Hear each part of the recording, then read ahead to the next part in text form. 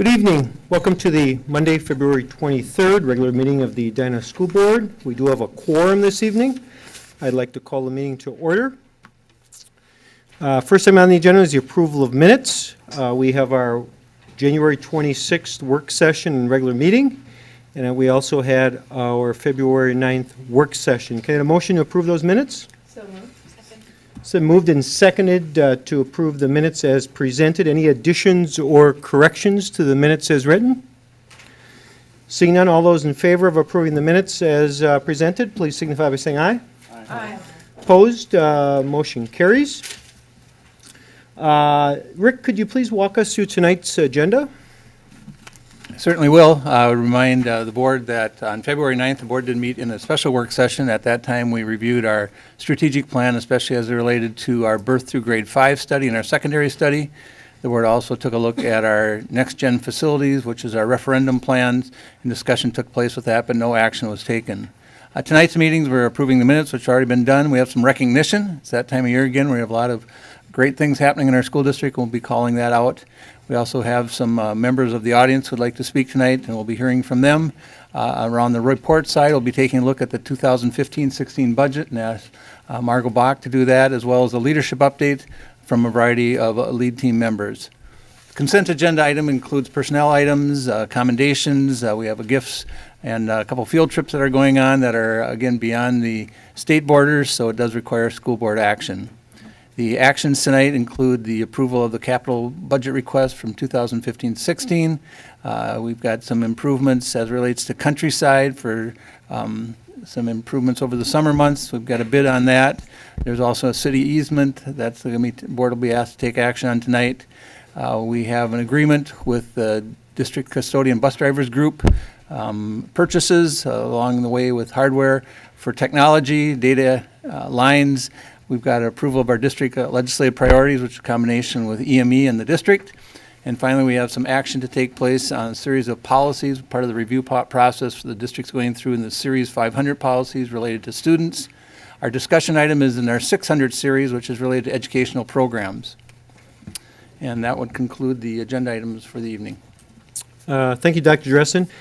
Next up, we have the recognition portion of the meeting. Rick?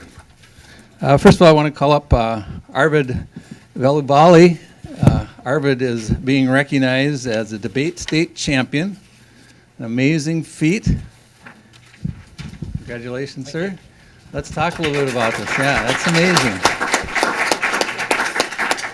So a lot of us don't know a lot about the whole world of debate. Why don't you talk a little bit about the process and what's involved and some of the competitions you're involved with?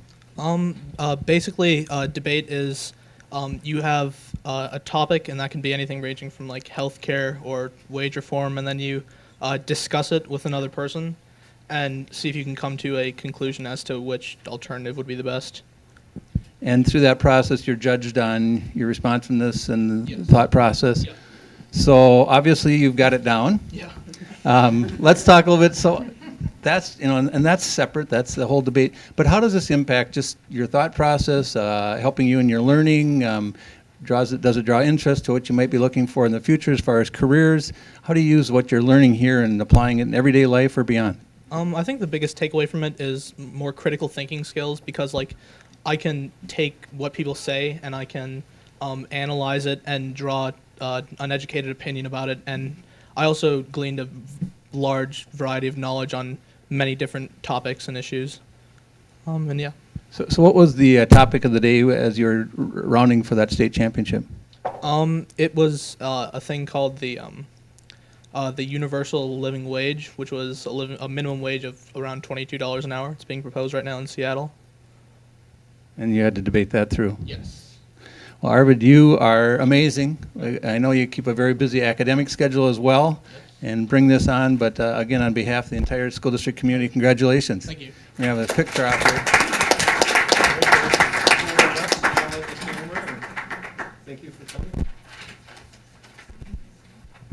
Again, congratulations, Arvid. We have some national board certified teachers, and they did it as a team, so we're going to bring them up as a team. If they would please come forward. We've, again, the school district recognize the value of this additional certification. It's very rigorous, And we've got Jessica Freilich. Yeah, you should.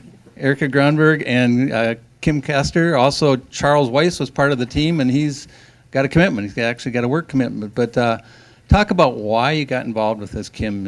You know, all of you have done your extra learning, and you've advanced your skills, but you took this on as one more thing. To be honest, I got involved because Eric convinced me to do it, and I thought that it would be great to do something like this with a partner where you're discussing your practice, and since he's Spanish and I'm French, we were able to have like conversations and help each other. So Jessica, talk a little bit about the experience. What type of, it's a lot of advanced learning, a lot of, again, problem solving and growing your skills. What type of work are you doing?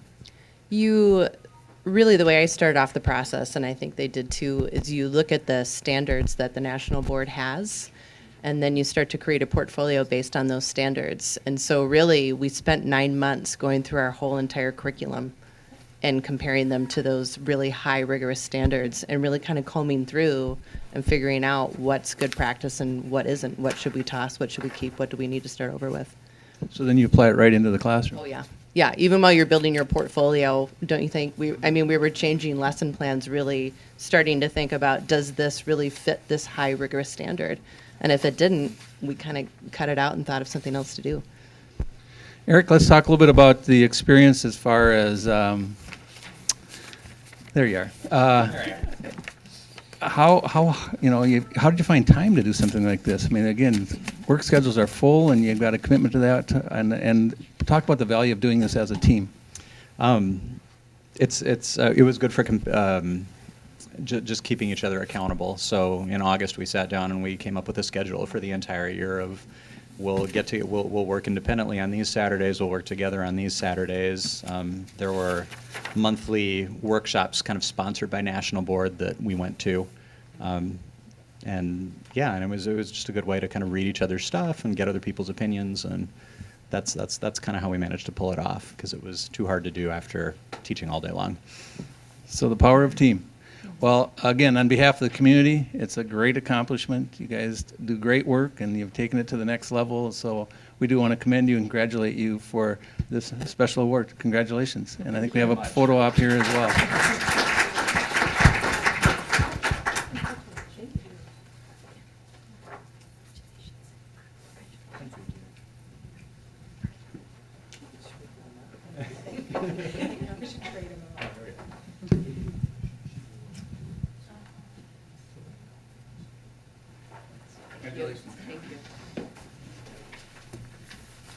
Next up, we do have a number of the members of the audience who have asked to speak this evening. Just a reminder to keep your comments to 3 minutes or less. We also ask that you do not repeat comments that have previously been made, because we do have about 10 speakers this evening. And first up is Alan Kohler, who's asked to speak about our non-resident enrollment policy. Alan, welcome.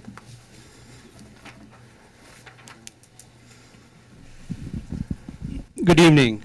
Each of you was sent a letter on February 17, 2015, requesting a change in the non-resident enrollment policy 510 to include a priority placement for children who are residents of the city of Edina.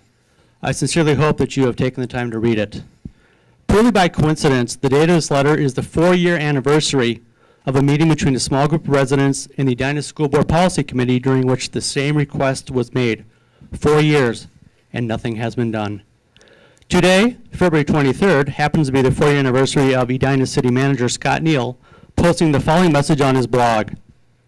The City Council and I will be meeting with the Edina Board of Education and Superintendent for a joint meeting next Monday night. A joint meeting or two between the city government's leaders and its school district is important. There are so many areas where cities and schools can work together to provide greater value for their common taxpayers. Parks, recreation programming, building and facility sharing, public safety, operations and intelligence, and even joint management services like payroll and risk management. He continues that this meeting will be, quote, the first step of a long journey together as we try to improve how we serve our residents and taxpayers. And so it began. On February 28, 2011, just 11 days after making our original request for a priority for the children who live in the city of Edina, the Edina Board of Education and Edina City Council met to discuss partnership successes between the city and school district and to identify possible ways to advance the partnerships in the area of public communications, shared services, facilities, and access. On August 29, 2011, Edina City Manager Scott Neal blogs, quote, "I want the Edina City Government and the Edina School District to work well together because I think that together we can provide more value to our taxpayers than we can acting separately." December 6, 2011, Edina City Manager Scott Neal notifies the Edina Mayor and City Council that he and Superintendent Rick Dressen have begun joint staff meetings between district and city staff members to explore areas where the Edina Public Schools and the City of Edina have opportunities for new partnerships or have already established partnerships. August 21st, 2012, work session of the Edina City Council and Edina School Board held at City Hall. Topics of discussion include the Grandview area, including the public work site, the bus garage, and the ongoing district facility study, which led to the district's referendum vote of this May. Board minutes reflect that the City Council and school board members remain committed to the partnership efforts. On August 30, 2012, Edina City Manager Scott Neal blogged that he was invited by Superintendent Dressen to give a statement during the district's Welcome Back event. He continues, quote, Alan, "The city- your time has expired. Please wrap up. The city and the school district work together well here in Edina. Our respective management staffs talk and plan together on projects like the Hornet's Nest at Braemar Arena. Our frontline maintenance employees work together in areas as diverse as school liaison police officers and coordinating our branding efforts for our new public Wi-Fi system. Our city council and school board. meet Alan, I'm twice- sorry. You have to leave. Your 3 minutes are up. Thank you.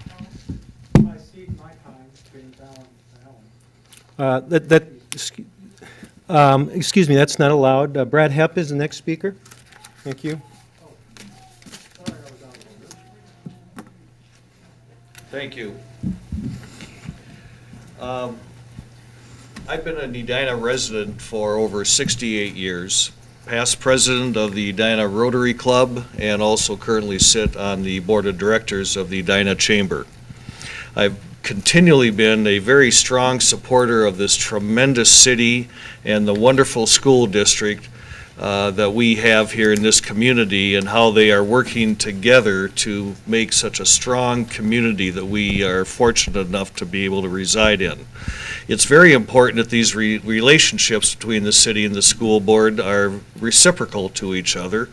And what I mean by that is that it is so incredibly important that the Edina school system demonstrates its support for all citizens in the city of Edina by allowing access to the public schools for all children who live in the city of Edina.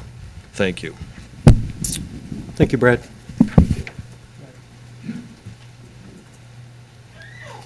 Next up is J. Timothy Daigle or Deagle? Deagle? Deagle, okay. Welcome.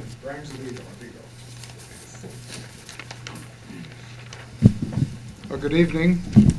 Thank you for the opportunity to say a few words, and they're very few. I live on Pine Grove Road in Edina, and that's the border of the two school districts, Edina and Hopkins. In fact, it goes right down our street. And we had two girls that were not able to go to the Edina schools, but their best friends across the street did, which is not an ideal way for kids to grow up. And it all worked out, but it seemed unfair. And I noticed the district mission statement states that the Edina Public Schools, working in partnership with the family and the community, which I assume is Edina, is to educate all individuals in the community. So if this is the correct and transparent mission statement, it seems like there's a disconnect. That's all I have to say. Thank you very much. Thank you.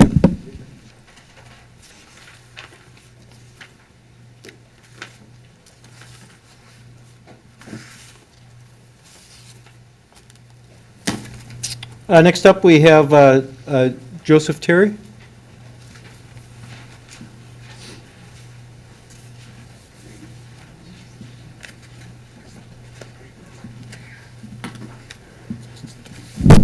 Good evening. My name is Dr. Joseph Terry. I lived in Edina for 28 years at 5109 Ridge Road. I wish to speak to you on the same subject you just heard.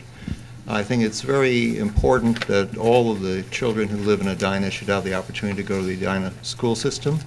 Even though we lived in the Hopkins School District, and it's a fine school district, the people who live in our neighborhood have no ability to get elected to the Hopkins School Board, and for the reasons that they're afraid that we would petition the Hopkins School Board for redress of this issue. Our daughter was fortunate enough at a time to be accepted into the Edina school system, and she graduated from Edina High School and did very well there. While there, she gained some national awards for her writing, and we don't give credit to just our daughter. It was the Edina school system and its teachers that helped her. I do think that when you consider this, a lot of the time people think, well, this is a lot of trouble, it's a big headache. You have to realize the origin of this issue was actually back in the 19th century. We're now in the 21st century. And it related to which were the closest areas for children to go to school, when Hopkins and Edina were largely farm area. We're not that anymore. The other thing to keep in mind is that if you think about, will the world end if you take children into the Edina school system who happen to live in Edina, the answer is no. The experiment's already been done. My daughter was part of that experiment, as other children were. And so the Hopkins School District survived, the Edina school system survived, and I don't think that it would be harmful if you allow Edina children to go to the Edina school system in the future. Thank you. Thank you, Dr. Terry. Cathy Weller is next. Welcome, Cathy.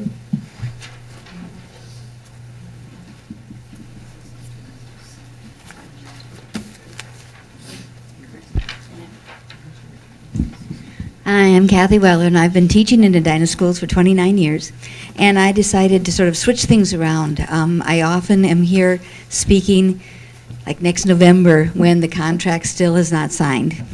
And I would like to do it another way around this year and say, let's do all we can to sign the contract, get it done, so that we can put all that behind us and teachers don't have to worry about it and the school board doesn't have to worry about it, and we can really focus our energies on doing the best that we can for all Edina children. Thank you. Thanks, Cathy. Next up is Doug Jordahl.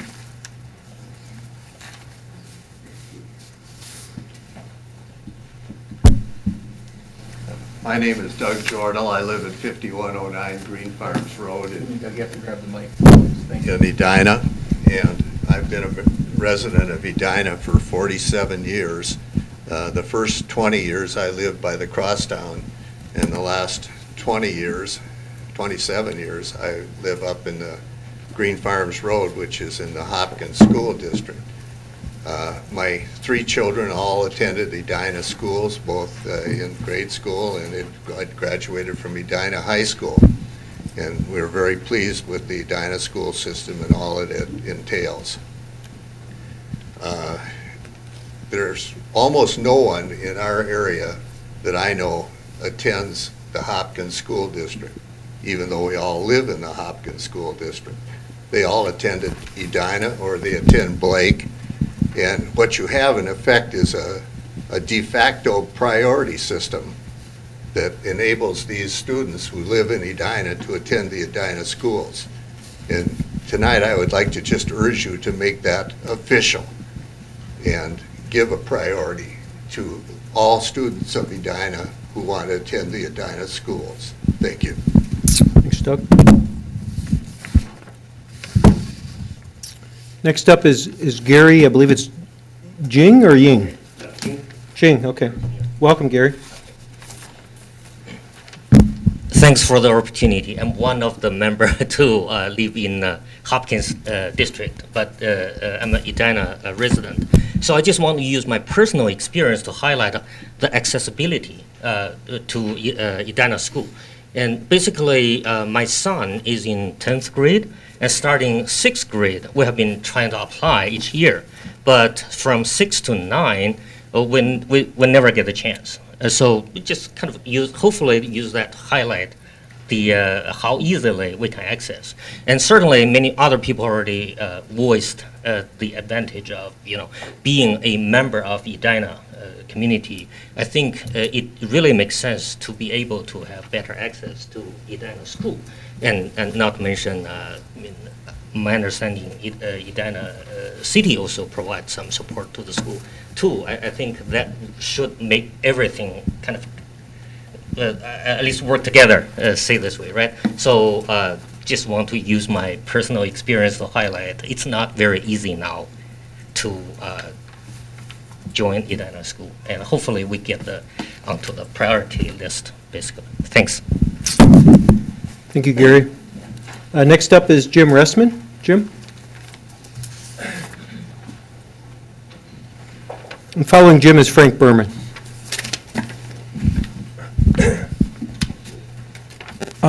Randy, I wish you'd pronounce my name right. You were my son's football coach. I didn't see the O there. Okay. I thought it was an E. Well, I am Hey, also Jim. part of the 273, and I appreciate just having a minute here to speak. I live at 6648 Parkwood Road in Edina on the corner of Parkwood and Telemark. I am right on the edge of the funky border that somehow separates the school districts. We're very active in Edina with sports. Our kids were fortunate enough to get into Edina schools with open enrollment. My wife is an active substitute teacher at Countryside. I own a business in Edina. The Countryside elementary school bus stop is in our front yard. We have the Countryside kids there. Valley View and high school. Edina High School is on the other side of our lot in the driveway for the high school is Edina schools, but strangely enough, we're not considered part of Edina. And it just seems that it's not logical. And, you have a nice section of good, hardworking people that live in Edina, want to be a part of Edina, but we're not included as part of Edina schools. And I think the time has come to right this wrong. So, thank you. Thank you, Jim. Frank Berman, followed by Todd or Ann Guston. Welcome, Frank. Good evening, members. I am an attorney. Frank, could you use the mic, please, so we can hear you? Sure. Better? Yes. Okay. Want to be heard. Good evening, everybody. I'm an attorney that I've practiced for almost 50 years. That's even hard for me to believe, but it's true. Lived in Edina for, I was trying to figure it out when I heard all these other numbers. I think it's 43 years. I hadn't realized that either until I started figuring it out. I was on the University Board of Regents for 6 years and headed their litigation and legal committee for much of that time. So I'm more familiar than most, I think, with education-related statutes, cases, and regulations, having dealt with them for quite a bit from the point of view of the university. I'm not here to sue the school board. If there's enough frustration, there's plenty of other guys that can do that, or ladies. So that's not my role here at all, okay? But in fact, I'm partial to education and identify with boards such as yourselves. I would say this, though, the neighbors did ask me to look at Minnesota statutes 124 D03, which, of course, I'm sure you know, permits enrollment option programs. The statute requires that you must have a specific standard for acceptance. The school, I understand that you do have some such program, apparently for school district employees and children or some such thing. I have not looked at it, but that's what I'm told. And I think that it's fair to say that, well, at least I would conclude that that's not a standard, education or otherwise. You really have to have, I think, a standard that has a rational basis to education, as not simply what I would characterize as discriminatory preference. If it were to go to court, that sort of thing, I think would be struck down. But I think that you can adopt a standard that could and likely would be sustained, that would probably accommodate the concerns of those who you've heard from here, and my own concern. I live in the same neighborhood and would be subject to the same situation as the folks that have talked already. And I think that you probably accomplish the things that you want to accomplish as well as the things that the neighborhood wants, that these neighborhoods want to accomplish, and probably make everybody happy. So if you'd like to do that or try to do that, I'm open to trying to work things through with you or your lawyer or whoever, and I'd be happy to do that. And I think there's standards that can be developed. I've done it for the university or worked with others to do them, and I'd be happy to try to do it for you too if that would be satisfactory to everybody. I hope you heard me. Thanks, Frank. Thank you. Todd or Ann Guston? And next up is James Allen.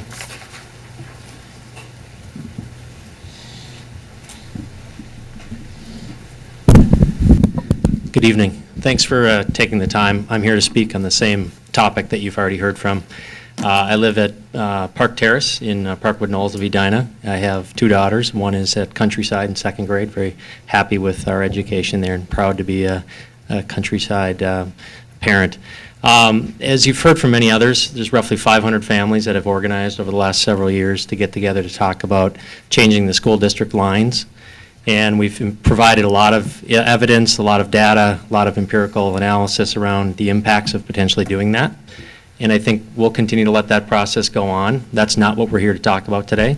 What we're here to talk about is a first step, and that's for you to consider changing your prioritization around the open enrollment policy. That would be a step in the right direction, in our opinion, which would provide clarity as well as planning and visibility into the process of how students are admitted. So want to be very clear that it's a first step and something that we think aligns the interests of the community with the school. And so very respectfully ask that you consider our request and those of the other 500 families that represented by United 273. Thank you. Thank you, Todd. Next up, as I mentioned, is James Allen, followed by Vicky Barzin, I believe. I apologize if I'm mispronouncing. Thank you for hearing me. This is James Allen, 6500 Willowwood Road in Edina. I've been an Edina resident for 43 years. Apologize for my voice today. It's been established by other speakers that Superintendent Dresden, I have not met you before, but nice job on those awards. Been clearly expressed about your ideas of partnership and even the All for All mission. It seems like that's the right spirit. That's really what we're looking for. It's been exceedingly frustrating to watch how the deliberations have gone in the last 4 years, and some of these interpretations have been sort of legally flawed as we look at it, and there have been some contradictions. And we really are your partners and collaborators. We're longtime residents here. We have the children's interests at heart. Mine go all the way back to as a young worker in New York, working with in Harlem with the Phoenix House and things like that. I've done this for the last 50 years. So we do have kind of a common interest, and we just request that you really consider it. It's a chronic situation. It involves over 25% of the households in the city. And I've been around long enough in enough communities internationally also to know that some of those things that look impossible, if we roll up our sleeves and talk to each other, they can be solved. And that's all we ask. I really appreciate it. Thank you. Thank you. Thank you. Vicky Barzin? Yeah.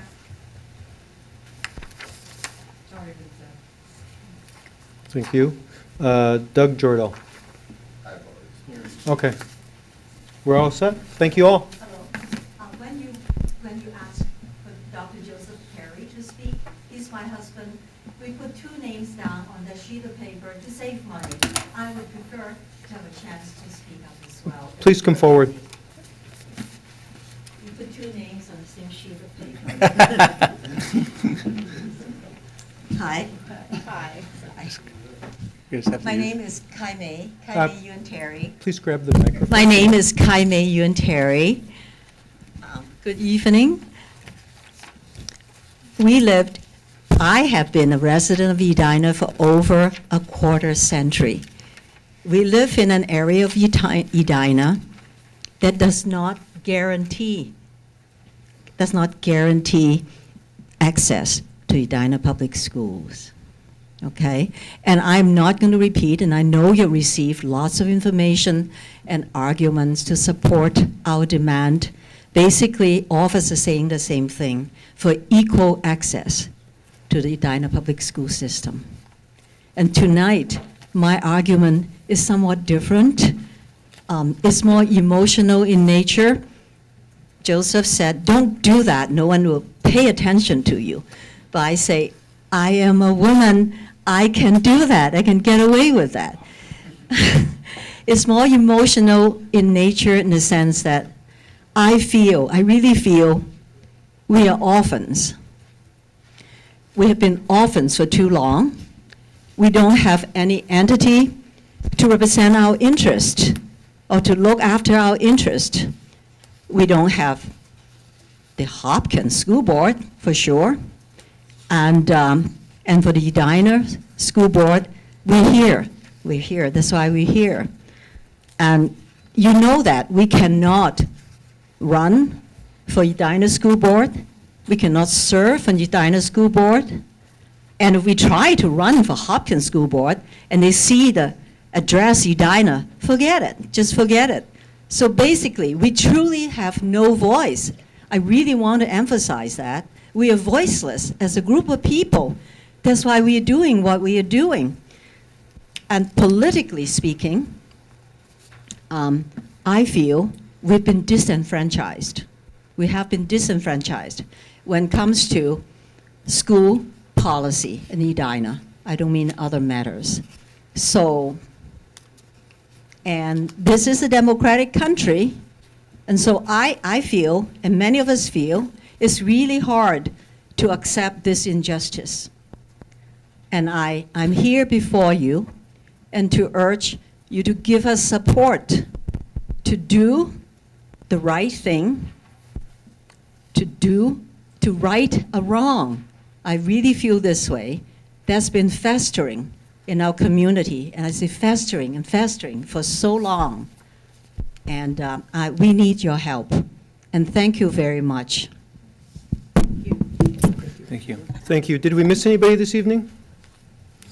We thank you all for your time, and we will be circling back with you with a response, but as is our practice here, we do not respond directly at a meeting to any of the issues brought up as part of our public discussion or public input. Next up, we have our budget plans for 15-16. Margot?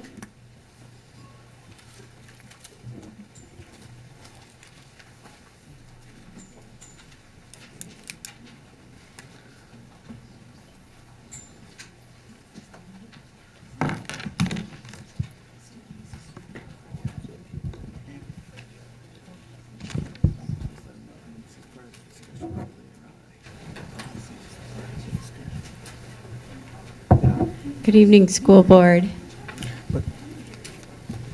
I'm here to provide an update on the 15-16 budget process. There's a number of slides included in your materials. Some of them you've seen before. I will try to breeze quickly through them and give you an update of what the Budget Alignment Task Force has been working on and where we're at in the process. You'll be continuing to get updated information into March regarding the budget. As a task force, we've reviewed the first meeting, and we've met at least 3 times. We've also met with a larger group of administrators, elementary and secondary.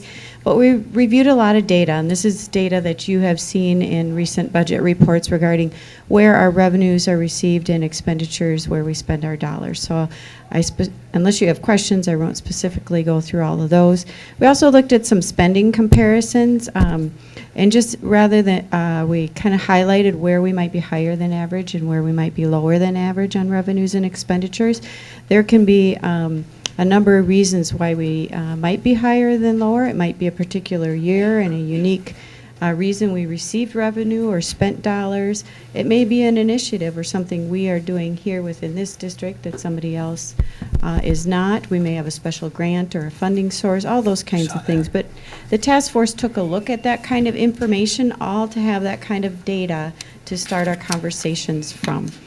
We also reviewed, financial management and where we wanted to be and the conversations we've had at the Finance Committee and the board level. We updated task force on that.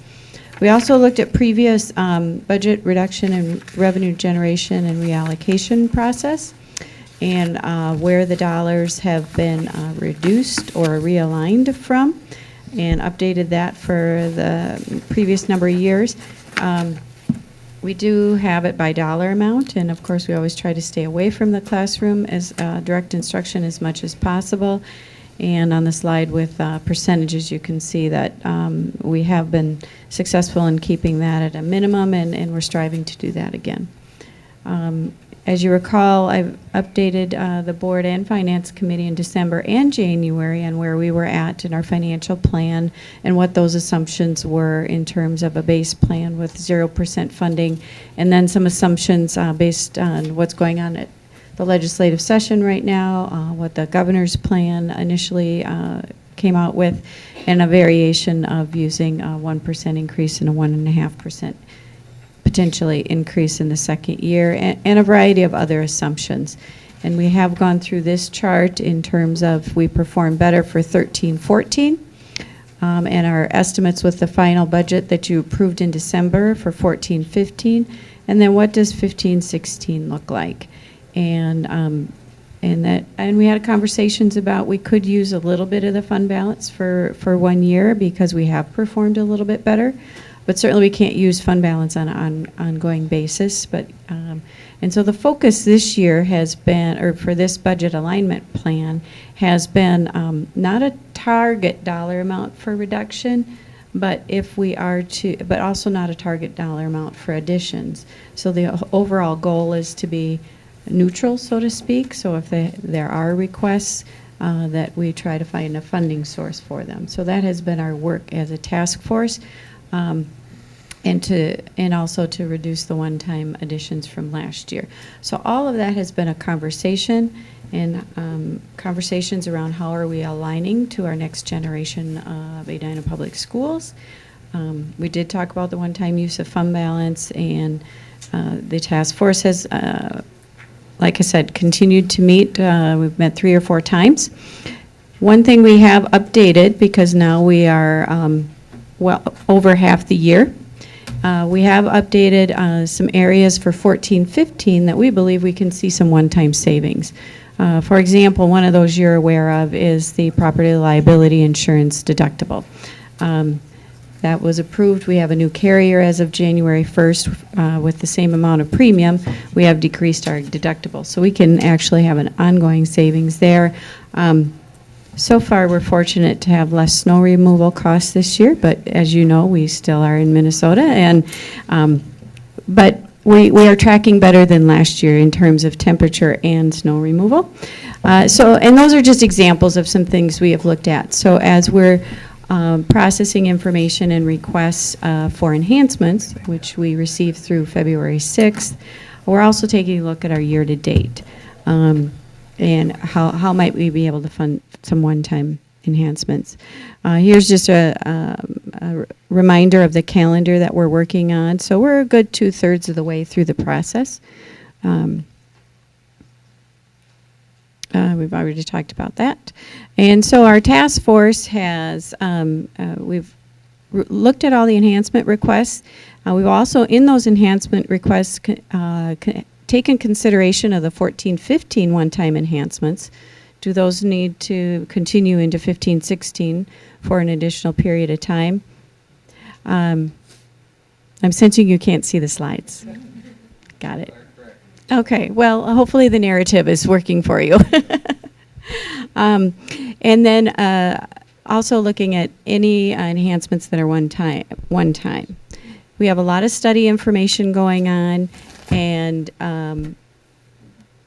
needs for expenditures related to implementing those studies that may or may not be needed for an ongoing period of time, that relate to programming and facility implementation of the next generation, and considering all of the next generation planning. The adjustments or the reductions, we also have the official notifications for retirees came in higher than average, so there's some additional savings projections there. And again, we're looking at 14-15 one-time savings. We're also looking at how we're using a variety of funding sources, and can we be a little creative, not creative, or look outside the box in terms of how we are using those funds. Are there other ways we could be using those funds, such as tech levy, bond funds, title, and integration? We have explored conversations around carryover funds, and so far what we've talked about really has a very limited staffing impact. Nothing's set in stone yet because the task force is continuing to work. We meet with the overall administrative team on Wednesday to gain additional feedback and ideas from them on our work, and then we will bring information to Finance Committee on March 4th, and then bring information back to you as a board on March 17th, 16th. And again, the overall is to not have a significant increase or decrease to the budget, again, as cost neutral as much as possible. We are optimistic that we'll see some sort of small increase during the legislative session, so we know that we might have some latitude there.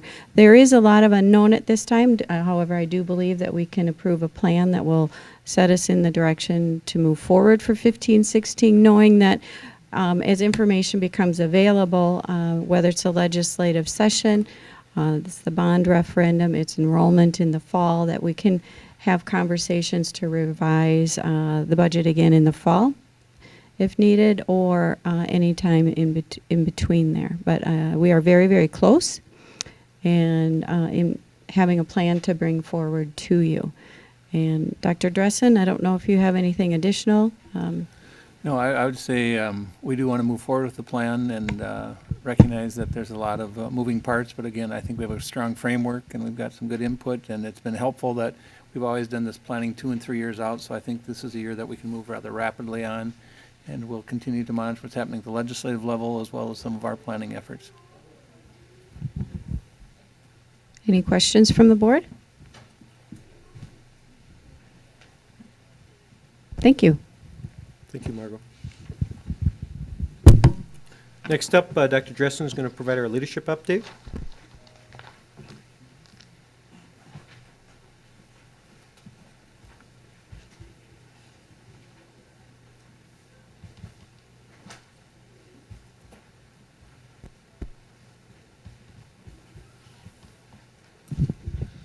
Thank you, Mr. Chair and members of the board. I too want to thank members of the audience today for their sharing. It's always an important part of our process, and yet it feels like, did we listen? And I want to make sure again that we value all the emails that have come in, all the letters and the correspondence today.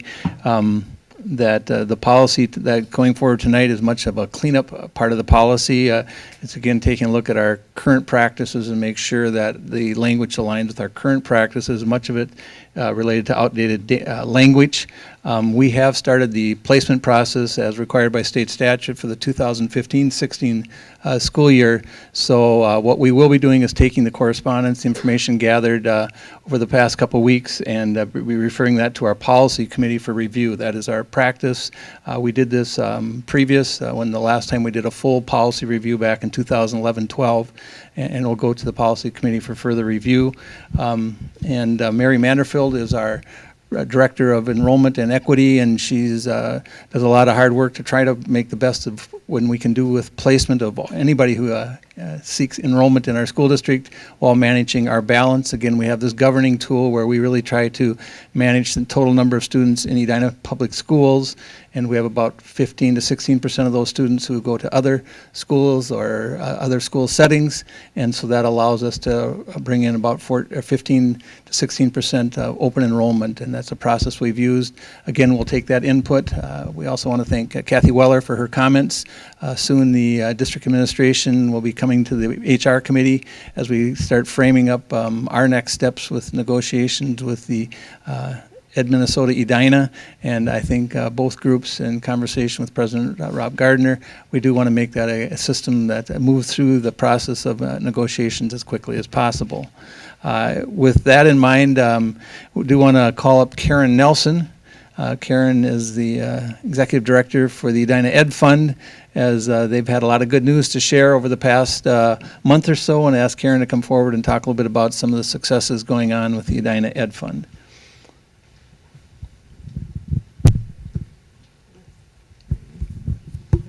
You can stand or sit, whatever you want to do, girl. Okay. Hi. Thanks for having me here this evening. The Edina Ed Fund recently gave out 12 innovation grants for a total of $48,315. These grants affected all students at all different 9 schools. A couple that I want to highlight that are interesting. Well, they're all interesting, but the earthquake engineering shake tables I think is pretty cool. That's for the high school. And what I really we all liked about this one too, is they're going to learn about the engineering of earthquakes and then also take it down to the elementary school level and teach 5th graders all about this too. So that was one of them. Another, we gave out 3 to different art education classes. So all elementary schools now will have new technology. Last year we gave out 3 to 3 elementary schools, and this year we finished up with the other 3, and it's helping out in the art departments at all the sites. So that's fun. And then archery. Archery is being brought back to our schools. Or maybe not brought back, but for the first time ever. So that's pretty fun. And then a couple others affect independent schools, but a total of 12. Karen, do you want to talk a little bit about the grant that the Ed Fund received from World Savvy? Oh, yes.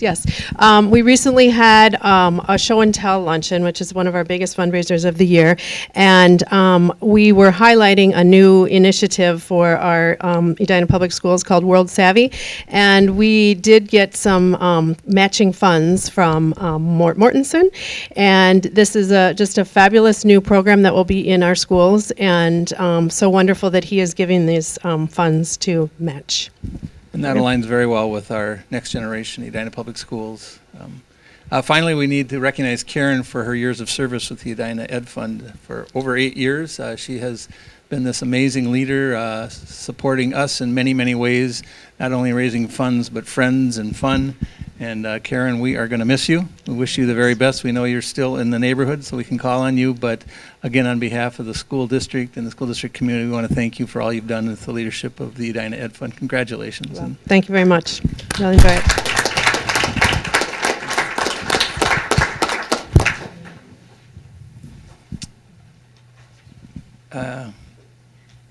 I too want to, I'll go through the leadership report.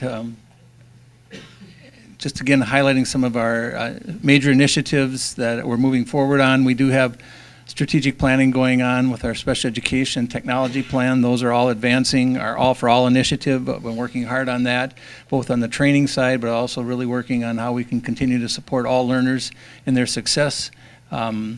Around our second coherent programming, we will be coming back to the board later this spring with our birth through grade 5 initiatives. A lot of the work around the secondary study is moving forward. We've got transition teams that are going to begin their work in March and April, so that we start looking at how do we create that school culture for the high school, grades 9 through 12, as well as the middle school, grades 8 through 6, 6 through 8. Strategic plan from community education has a big 3-hour session tomorrow. I'll be moving all of their studies forward, again with recommendations in May. The facility work is advancing, and we'll continue to be providing a lot of information. That website is up. We'll be learning a little bit more about that in a few minutes. And finally, the partnership work. Last Tuesday, we had a full day of teacher training. A lot of that focus was on professional learning communities, or PLCs. That's going to be core. You heard about it again today, where teachers find their best work done in collaboration. There's research coming out of Stanford now that's literally talking about the power of collaboration, how that does improve the learning for all students. From a district planning standpoint, again, the professional development plan, Randy and his team is working hard on that, working hard again on our power standards and assessments, which was once again referenced with our teachers when they're looking at their work being done. The birth through grade 5, I mentioned about that with options coming soon, the secondary plan. We're continuing to advance that.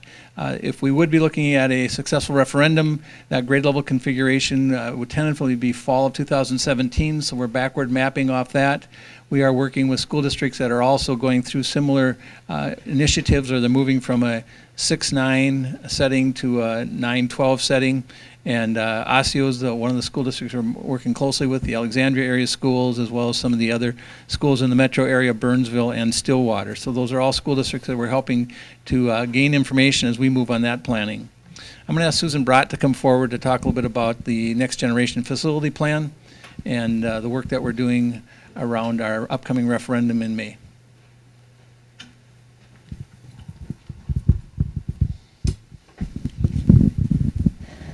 Thank you. As you know, we have just wanted to provide a few updates, so just trying to keep the community engaged with what we've been doing since the last meeting on January 26th. Part of that is we did receive approval or review and comment from the commissioner at the Department of Education, which is part of the legal process that we have to do, and so we received that on February 12th. The legal notice will be published as directed by statute, but we also have the information on the website which sort of outlines the projects that we have.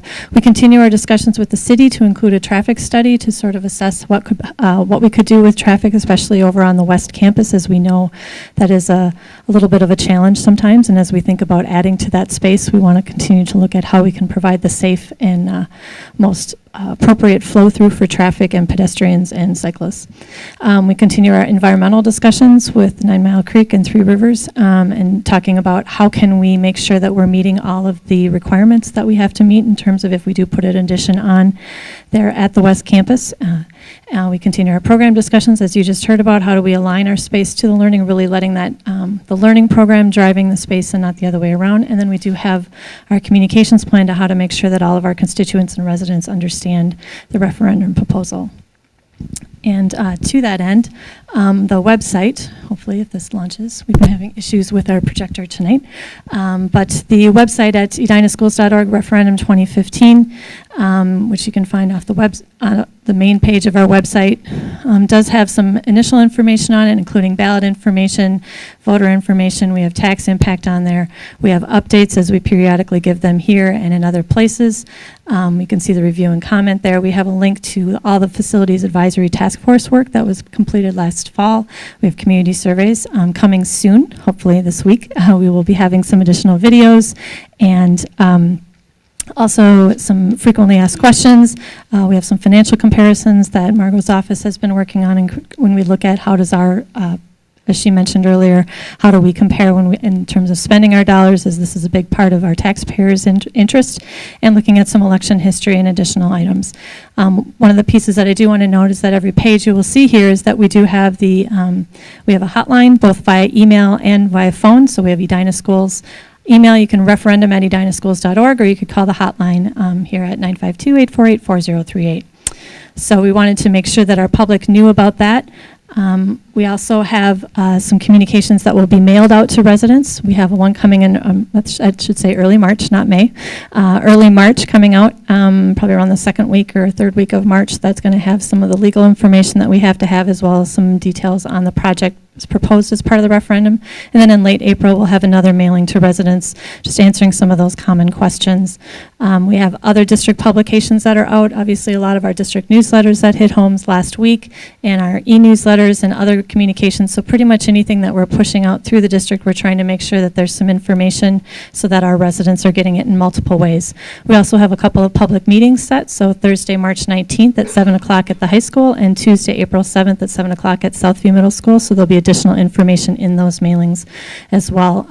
But we invite the public to come and hear a short presentation, and we really do hope it will be a dialogue with our voters and our residents. So we just kind of wanted to update the community on what we are doing to make sure that folks know about the referendum that's coming up and answer any questions they might have. Thank you, Susan, and thank you for your work and your team's work around the communication sharing. This time we'd entertain any questions from the board around anything shared about the leadership or any other leadership questions you might have for us. Questions? How about the ninth graders? Any of the ninth graders have questions? Well, they all got shy. That's okay. Welcome, though. Thanks for coming. Thank you, Rick. Next, we'll move on to our consent agenda for this evening. Get a motion to bring that to the floor? Second. It's been moved and seconded to bring our consent agenda to the floor. Dr. Dressen, could you please walk us through our consent agenda? Certainly will. Again, they are the personnel recommendations that are on a monthly basis. We also have our expenditures payable for February 9th and February 22nd.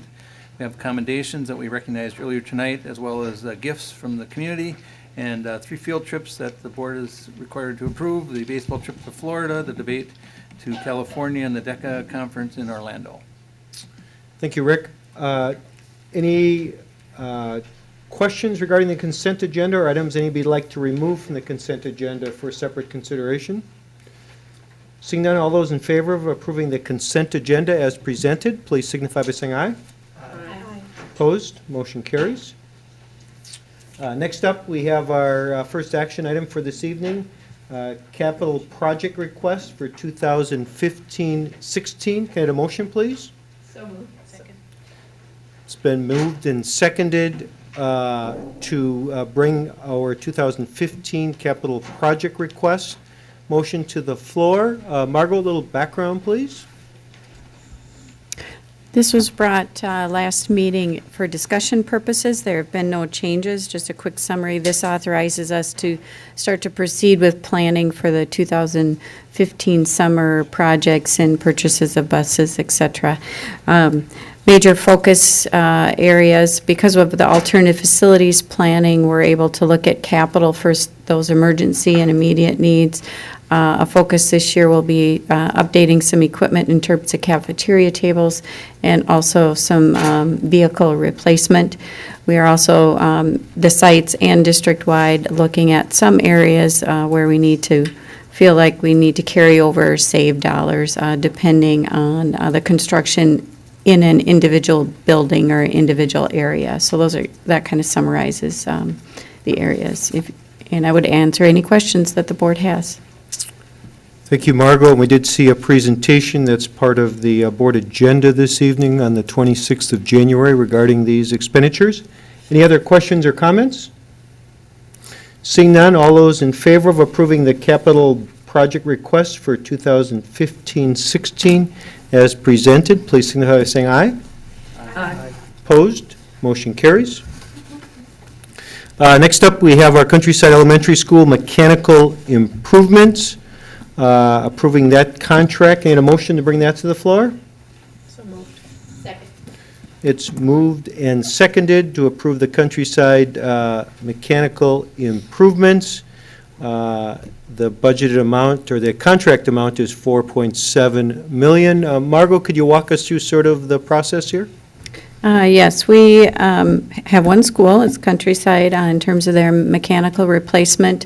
The architects worked heavily to recruit construction mechanical firms for the project. So we had a number of bidders, which was good and proved positive for us in terms of a competitive environment. The estimator and the architects were nervous prior to because of the market, and certainly with where the market's been at in the last 12 to 18 months. So we're very pleased with the results.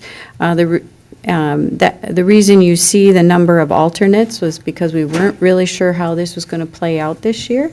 And again, very fortunate that we had the turnout that we did in a competitive environment. And we have architect staff has worked with Corville Group and is very pleased that they are the successful vendor. They've had positive experiences with them. We also have bids coming in Thursday, this week, for paving and roofing. So we're awaiting those results also. There'll be some other smaller projects, but that would include then, between this mechanical bid and bid results from the roofing, would be the major projects for this summer. It's very nice to see that this year they're coming in below budget as opposed to last year when they were over. And the year before they were under, so, But yes, we were very pleased. So, Margot, I'm just curious if there is an adjustment compared to last year as far as how they determine cost. In other words, is the budgeted amount or estimated amount calculated in a different way compared to a year ago, or is it a similar kind of calculation? The estimate they have, I don't know if they've changed a formula. It's really monitoring that market. And what we found last year, as you recall, when I was here a year ago reporting the results, the market changed from the time even in January to when bids were open, or December to February, or because it was changing so much. And so trying to make adjustments and monitor it on an ongoing basis. And work with the estimators up until the point that those bid documents are actually sent out. And that's the reason that I would see the major change in it is having the alternates, so that if in fact the results had been different, more similar to last year where we were over, then we would be able to say we could, for example, approve alternate 1 and 2. Versus, other ones, and have some choice there versus having it all in one package. So I would say that as the major difference, and then just constant monitoring of the market. Yeah, because it came in 850,000 under. So I'd just be curious if you can check with Vaughn, just get a sense of, did they, when you're looking at overall project, or it's not really apples to apples, but I'm just curious if they did make any market adjustments compared to a year ago. That would just be good information to have. I will check. I'm sure that they did, but the formula amount, I will double check. Yep. Just trying to get a sense. Any other questions or comments regarding this contract for Countryside Mechanical? Quick question. The alternate 3 and alternate 4 for the low bidder is markedly less than the other alternate 3s and 4s, almost about half, and that's about $150,000 difference. Any explanation for why their bids are so much lower on those alternates? Because that drives most of the difference in their final bid. No, I do not. They have committed that they can comply with their bid, and there were no errors in the bid. So. And did you say that Wald has worked with this Yes. group before, and they're comfortable with them? They are very comfortable.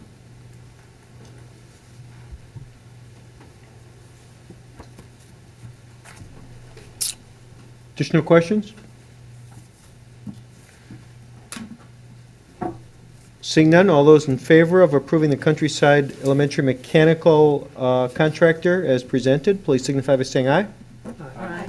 Opposed? Motion carries. Next up, we have the city easement at Countryside Elementary. Can I get a motion, please? So moved. The motion on the floor is a permanent easement to the city of Edina at Countryside Elementary School. This is easement number 2. A little background? We continue to work with the city on their arts, active routes to school, and Benton Avenue is a part of that. And so they will be putting in a sidewalk along Benton Avenue, and that connects with Tracy. And their right-of-way would be, a 90 degrees right at Tracy and Benton. But the way that intersection works, it actually would work better for the school and for the city if it curved into where that crossing is. And I know we don't have a visual for that, but I can provide you that information. And so we certainly would support the city and the Countryside staff, and Eric Hamilton, our Director of Buildings and Grounds, have met and looked at how we can direct student traffic in terms of keeping them coming, if there's a sidewalk on Benton, how do we get them safely into the school area? And actually, Eric was at the last Finance Committee to explain how some of the options there, and we have some improved options, I would personally say, over what we had 4 to 6 weeks ago in terms of how we might be able to do that. And the city is working with us on that. So we would recommend approval of this easement. It does make sense around that corner to flow into where students cross Tracy. And I don't know, Finance Committee members, if you have anything in addition to that. Well, because that is such an odd intersection, it's the intersection where the street going across, Benton going across Tracy is not a direct cross, it's like this. So the easement that we would be giving them offers an ability to curve the sidewalk in so that it discourages traffic crossing at both of those places where Benton crosses Tracy. It would make the students then cross at one crossing point. Because of course our main concern is that we're getting our kids to and from school safely. So I thought the easement, when you gave us the visual of how it would cut the corner in a sense, made sense to keep our kids from wanting to cross at an earlier point. Mm-hmm. If you look, for the board members, if you look on your packet at page 121, where the two little arrows come there on, where it says existing easement, and that is where the crosswalk basically goes across Tracy for the students to cross. So you want students, that's where they're going to cross over from Tracy. They're not going to cross at the corner. So you want to curve the sidewalk to make it clear that you wouldn't be crossing at the corner. So at the corner of Benton and Tracy, it'll be grass effectively and a curb, and the same curb line as currently exists? It would be grass. And I'm not sure about the curb line I would have. So have we seen a drawing of what the finished design looks like? Yes, we do have one. I do not have it with me tonight, I'm sorry. They didn't say anything about the curb moving. It No. would just be having a sidewalk that has the ability to, rather than come to a perfect squared off corner, to round in, which the rounding causes us to need to allow an easement. No, I understand that, but I just want to make sure they aren't changing the actual cut of the curve, and the only purpose for the easement is for sidewalk. I want to just make sure that that's clear, because we're giving up a lot of land here. It actually gets close to approaching where our sign is currently, because it's 55 feet from the corner, which seems excessive.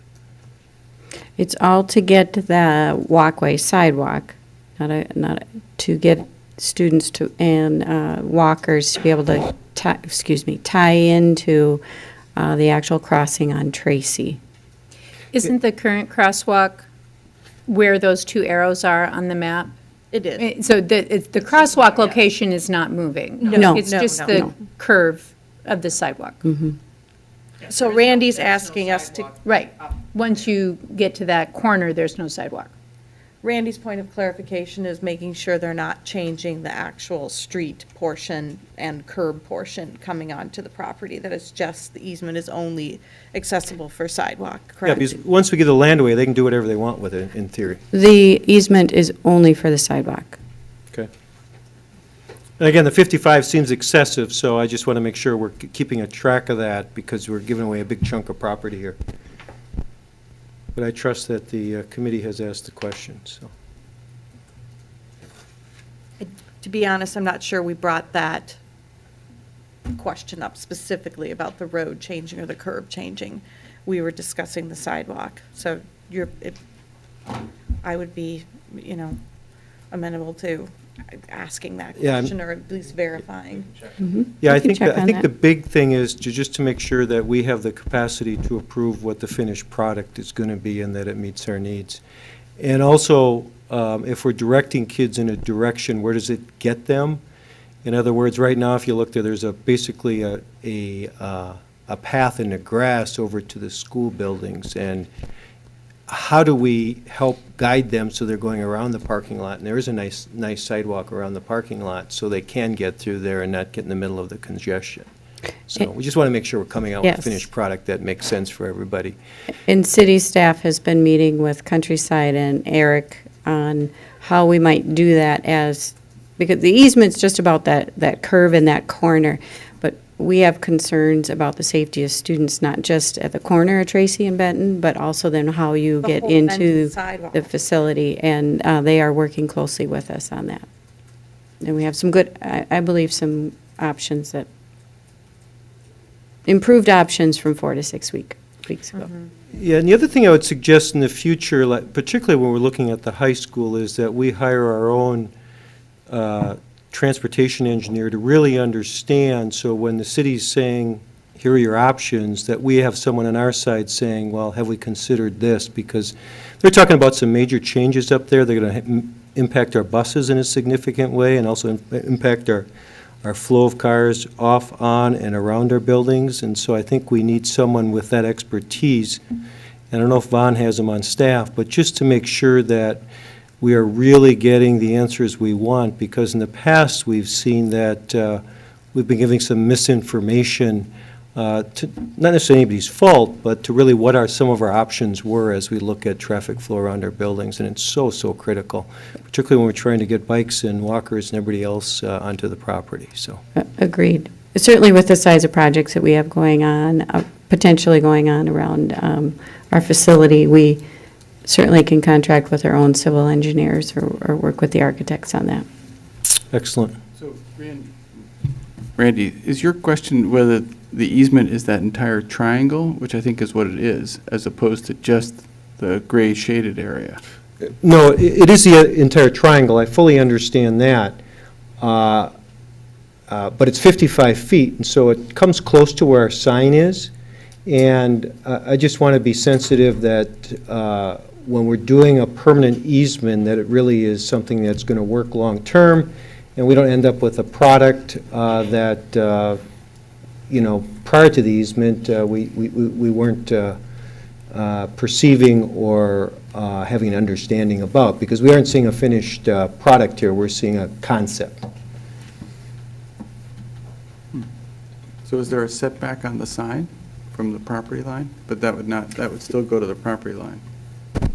I think what they're saying is it's 55 feet from the corner of the property line, because they are looking at the 10-foot sidewalk easement as being one of the lines, and we've already given an easement on that side as well, on the Tracy Avenue side.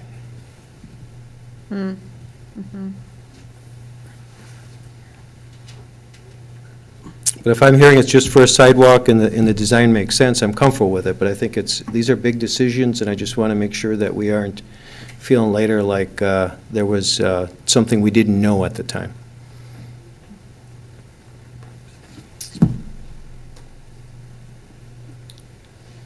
Any additional discussion? Do you feel comfortable? Yeah. Do you feel want us to comfortable pass voting on it, or do you want us to table it? I guess I'd prefer to see a final design, but I did that once already, and so I'm careful on how I'm talking about this, unless others have questions, but it sounds like they've seen a final design. Finance Committee has not seen a final design. Then I would suggest we table it, pending could for do the that. final design. And look at the impact on the signage there. 55 feet's a long way, and I just want to understand to make sure we end up with really what we want. And if in fact, by moving the sidewalk closer to the parking lot, in effect, does it actually increase our foot traffic down the hill there and through the parking lot? I don't know. Okay. Again, I'm not a traffic engineer or a sidewalk engineer or anything else. I'm just sort of asking some questions. Then I would move to table the easement until we receive further information. In a second? I'll second that. May I ask a discussion question while that's open? Margot, are you aware of any negative impact by delaying the decision? Where if this rests for a little while, there's no downside to getting more information? Not from the district standpoint. There may be from the city standpoint. Well, it possibly, yeah, and that's, I guess I'm wondering too, is there an impact on cost, getting their bids lined up, getting their contractors lined up? I think it is good to get the additional information, but just want to have an awareness of the impact or potential impact.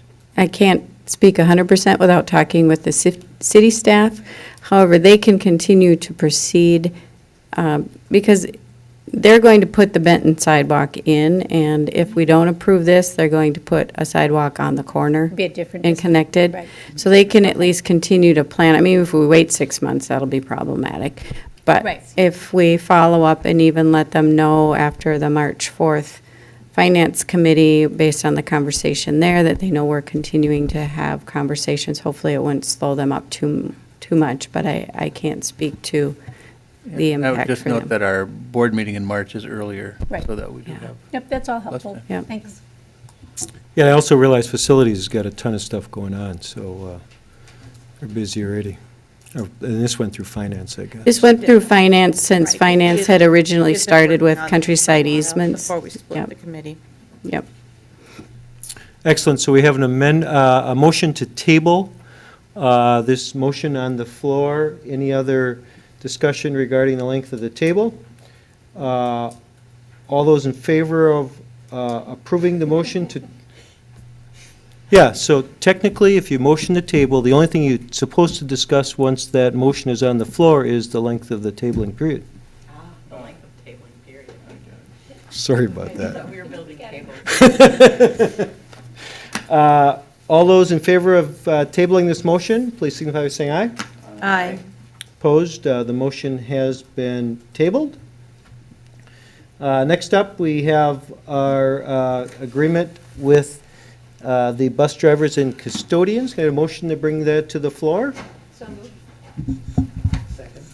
It's been moved and seconded to approve the master agreement for the Independent School District with the Service Employees International Union Local 284. Gwen, thank you for all your work on this. Can you give us a little background, please? Yes, our team negotiated with the group who represent the custodians and bus drivers in the school district, and we started negotiating a little late, but this contract is for July 1, 2014 through June 30th of 2016. We have a number of changes, including there's a 25 cents per hour increase for wages for year one, and then 50 cents per hour for year two. We found that our lead mechanics, the salaries for our lead mechanics was significantly below several other lead mechanics throughout the metro area, and so that person's salary has been raised to $2.50 per hour effective July 1, and then it will be raised another $2.50 per hour starting June 1st of 2015. We also, and I apologize for the clerical error because it says 2014 and 2014, so we will make that correction. With our bus mechanics, there is a $1 increase, and for these people, whether it's the lead mechanic or the bus mechanic, their wage increases also include the 25 cents per hour and the 50 cents per hour that I noted earlier. For insurance, our insurance rates have been pretty steady, so there is no increase to health insurance benefits for this current year, but for next year, there will be an increase of $6.50 per member, or for single plus one and family. And then the other thing is that we have a freeze on salary steps, so people moving from step 4 to step 5 would not have an increase except if you are eligible for longevity January 1st through June 30th of this current year. And then the last thing is that we have, or two more things. One is that we have spent an awful lot of time with buying uniforms for people, and so this time, instead of us purchasing uniforms and then having to return them and spending a lot of time that way, we are giving a $200 stipend annually for custodians and bus drivers to purchase uniforms. And then the last thing is that we had some groundskeepers in a couple of different classifications, and now they are in the same classification, which is classification 3. That total increase is 5%, or about $291,000. I will entertain any questions. Questions or comments? Thank you, Gwen. I know the Board HR Committee saw this a number of times in the various iterations it went through, so I appreciate all your work. Challenging with a couple of different groups that are part of the same group, and so aligning all the interest, but appreciate all your efforts there. Any additional questions or comments? I just had a, do bus drivers have uniforms? Yes, I do. Oh, okay. I just hadn't seen one. Okay. Additional questions? All those in favor of approving master agreement with the Service Employees International, Local Union 284, please signify by saying aye. Aye. Opposed? Motion carries. Next up, we have our purchase of hardware and wiring for the network infrastructure. Can I have a motion, please? It's been moved and seconded. Steve, do you want to provide us a little background here on what we're doing? Certainly, thank you. Good evening, Board, and good evening, Superintendent Dressen. We're constantly monitoring and looking at our network for performance and upgrading it where it needs to be. We anticipate significant growth on our network. Right now, it's not uncommon for us to have over 11,000 devices on our network on any given day, which is significant. If you count our staff and our students, that's more than a 1-to-1 ratio. Our plans for this summer are to upgrade the wiring between our closets in buildings to 10 gig, between our access points as a gig, and then have sufficient wiring and connect access points in 4 of our buildings. There's a change in the E-rate, which allows us now to take advantage of E-rate funding for this, and so our plan is to go ahead and do 4 of our buildings this summer, and the action item is coming to you tonight in order for us to satisfy E-rate filing for the upcoming school year.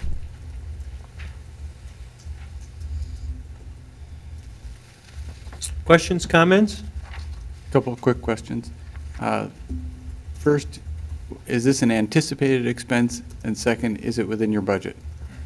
It is an anticipated expense, and it is, I'm budgeting for it, so it is within our budget. But it is, the way the E-rate financing works is that you have to anticipate what you're going to spend, and then you submit for that. If you don't use all that money, you can't ask for the reimbursement for it as well. But we are budgeting for this type of upgrades for the summer. And just to clarify, this is because of increased capacity requirements or more change-outs to replace old equipment? It's a little bit of both, and so wireless technology is now moving into what's called the 802.11ac, and so we recently moved out all of our older wireless technology, and we're on N, and so now we're going to start putting in the AC technology, and the capacity for that goes over the 400 megabit spectrum, so gigabit connectivity allows you to take full advantage of the capacity for the access points, and then it's just density. It's making sure that there's enough wireless access points in all the areas so that there's coverage. So to get to the AC standard throughout the district, is that going to be a several-year process? That is correct. We're going to slowly, it's rather new, and like technology that's new, the price point's a little bit higher, so we're going to slowly kind of phase it in and still leverage our 802.11n, which is what we're using in most of our buildings right now. So as of last year, 802.11n was the spec, and now it is 802.11ac, and then in a year it'll be 802.11ac Wave 2. And so we just continually have to ensure that the pipes that connect those access points, because the bandwidth increases every time, that we have significant pipes to take full advantage of those access points going forward. Just out of curiosity, the data traffic this year compared to a year ago, is it still growing at the rate it was, or is it sort of maintaining? So it's growing, but Tom Johnston, who's our network administrator, did something pretty interesting. We have a firewall and a firewall and a filter on our network, and what he has done is he figured that everybody at home has Comcast speeds, and so what he's done is he's throttled every user to about the speed of a Comcast user at home. So no person can kind of take all the pipe. They're limited to about what they can take, and so the maximum throughput is about 50 megs per second on our wireless network, which has helped decrease the significant growth over time. But given enough capacity for everybody to do anything they want individually. So it's kind of, think of it as speed limits on our pipes. Excellent. Additional questions or comments? Thank you very much, Steve. All those in favor of approving the purchase of hardware and wiring for network infrastructure upgrades, please signify by saying aye. Aye. Opposed? Motion carries. One more hardware, the purchase of data and internet lines and service. Can I get a motion, please? It's moved in second. Item F. Steve, additional background, please? Sure, just to piggyback on that last comment about increasing bandwidth, the interesting thing is wireless bandwidth, so all of our devices that access the internet wirelessly is coming close to eclipsing what the bandwidth is that our wired devices are using, which is interesting. And we think that that's going to shift in a few years. And then, again, just to give you a fun fact, a number of times in the week we have average simultaneous clients of over 8,000. So on our wireless network, there are times when we have over 8,000 unique users in a day on our wireless network. So it's being used quite a bit. And given our recent experience with the telephone lines, this line actually will provide us a level of redundancy if need be. And so if our main internet connection was to be severed, then we would be able to ride the internet on this line. So we end up having two kind of lines that come into the district that are separate, and so one can fail, and we'd still have internet connectivity going forward. Excellent. So this is this is doubling our capacity effectively for these types of lines? It's allowing, two pipes going out. Our wired internet connection is actually a little bit bigger than our wireless internet connection, but they're starting to come up to parity as we go forward. Additional questions or comments? All those in favor of approving the purchase of data and internet lines and service at the amount of $43,320 annually, please signify by saying aye. Aye. Opposed? Motion passes. District legislative priorities for 2015. Can I get a motion, please? So moved. Second. It's been moved and seconded. Rick, you want to talk us through this a little bit? Yes, we did share with this at our January meeting. And again, it's a joint priority between the school district and Education Minnesota, Edina. Their governing board is also supportive of this. We think is a pretty powerful way of sharing our priorities with our legislators and the legislators down in St. Paul. It focuses on 4 different themes, one around funding. We need to continue to have a stabilized and appropriate funding model for all school districts in Minnesota. The second talks about student learning and engagement, making sure we have programs that are focused on the needs of... Thank you. So I messed up again, didn't I? Sorry. So the first priority is around funding, making sure we have a sustainable funding formula in place. The second talks about student learning and engagement, promoting programs and services that help the needs of all students and future learners. The third talks about a quality workforce, and this is fostering professional learning and development for staff and retaining quality staff. And the fourth talks to innovation of learners and encourage an innovative and flexibility for all school districts. It's a document that's got more background information, but those are the 4 major themes. And again, we'll carry this forward throughout the legislative session. Thank you, Rick. Like Rick mentioned, we have seen this before. Any questions or comments? Thank Rob and the crew for working on this. Appreciate that. All those in favor of approving the attached district legislative priorities for 2015, please signify by saying aye. Aye. Opposed? Motion carries. Next up, we have our schedule review of the 500 series policy students. And we reviewed this last month. I had a motion to bring it to the table. So moved. Second. It's been moved and seconded to review our 500 series policy, which includes 510 non-resident enrollment, 532 use of peace officers and crisis teams, to remove students with IEPs from school grounds, and 534 health promotion and care, which is now emergency health situations and district insurance limitations. And again, because, as Rick mentioned earlier, because of state statute, we already are set for next year for open enrollment guidelines, and so the questions we had this evening is for the 16-17 school year, which seems like some distant, faraway place, but it's coming fast. Who wants to walk us through these again, as we did last month? Any changes or corrections as we had originally viewed these? The only changes from when we had viewed last meeting would be policy 534, which is now emergency health situations and district insurance limitations, since we had taken out a lot of the text of that policy that really didn't pertain anymore. We came up with a title that better described what was left. And the other thing, and the things that we took out were in other policies, so. So then, my question around policy 510, since I know we're set for 15-16, so reviewing the policy in terms of the priorities, will that go back to committee for further discussion? And I know probably consultation with legal counsel on the statute and the rules around that. Is that correct? That's correct. Yes, so as Rick mentioned earlier, this is all part of what the policy committee will consider going forward.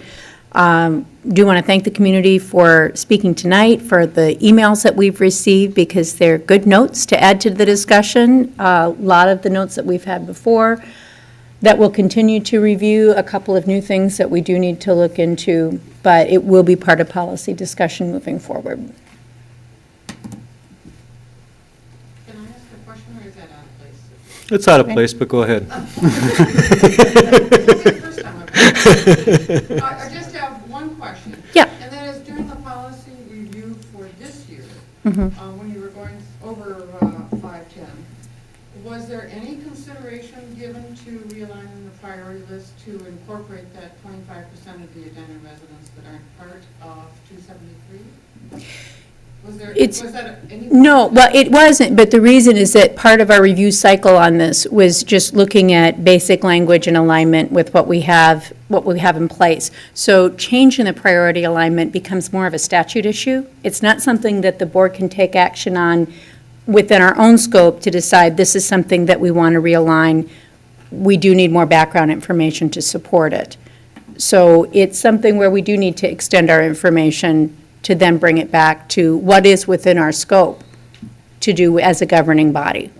But I think that's been the kind of the conflict here is what we see the scope ability and what the school board has said that their scope includes are of two different minds. So I think that it might be that we need a better legal position on this to determine what really is appropriate.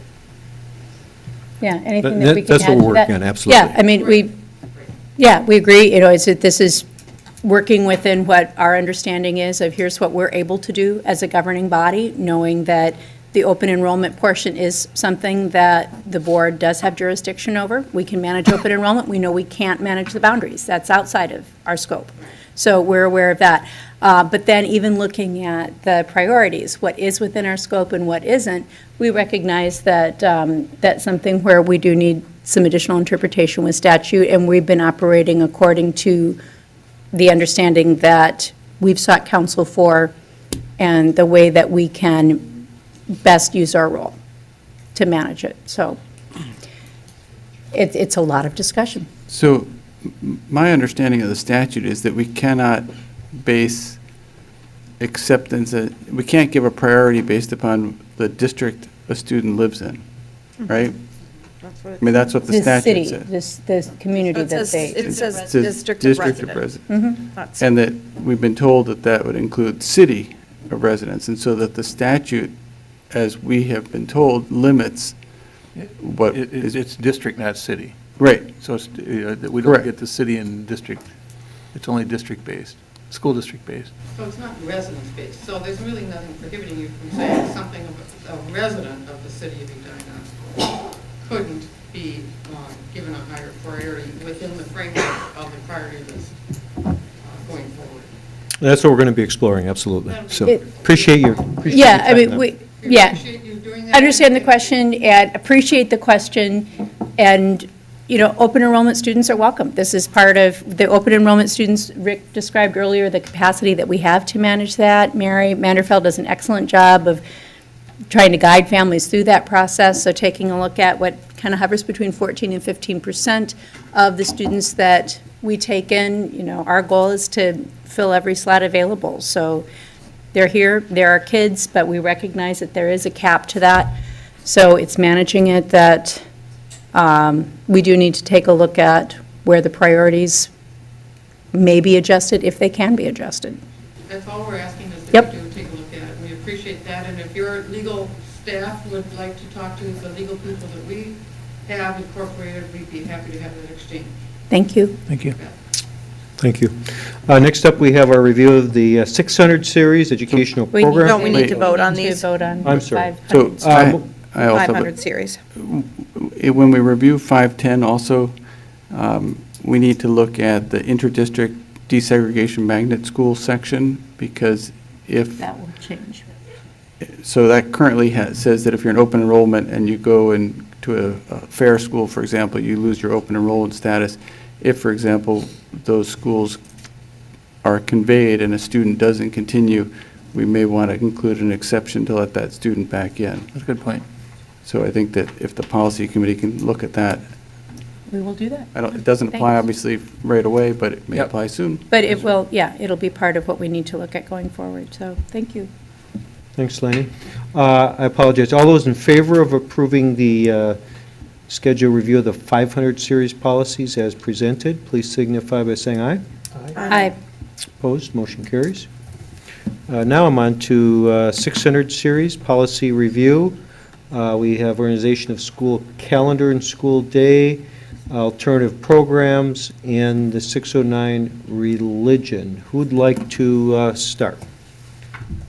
Well, we have some changes, as you can see, proposed for 602, just to adjust the language, beginning with the general statement of policy, to realign that policy with a focus on learning. So new language that's proposed there, as well as some proposed strike of language in Section 3 that does not align any longer. 602, again, just adding a definition for alternative educational services that is then back to reflection in the title, adjusting the title to reflect alternative programs and services in that title. And then 609, minor language adjustments, but updated legal references.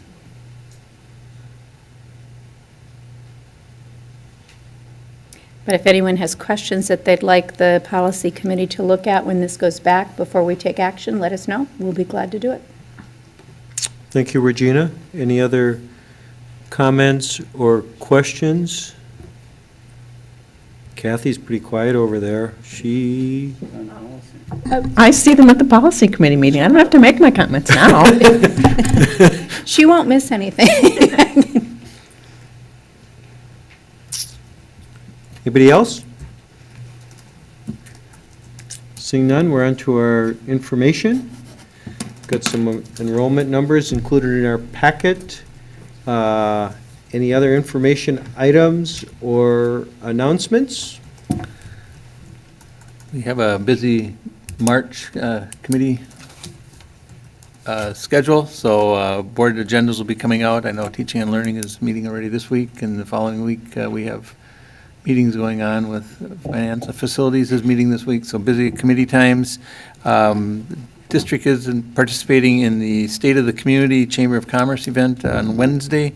It's coming Wednesday, February 25th at 11:30. Any board members would like to participate in that luncheon, just let Sarah know, and Sarah Shandel know, and we will get those arrangements made. And then a reminder to the board that we are also in leadership training on February 25th from 5 to 7 o'clock with the lead team, looking at just some team building activities, and that would conclude the announcements. We did mention earlier tonight that we did have some phone surprises. We had our phone lines cut, and I want to thank Steve and his technology team for coming up with backup plans while we were in session. We still made sure that we had emergency access via the phones, and were able to respond to any parent questions coming into the system. And also know that we are doing a management review plan on that, so that if such an event would happen again, we'd be in a better position as necessary to respond to that.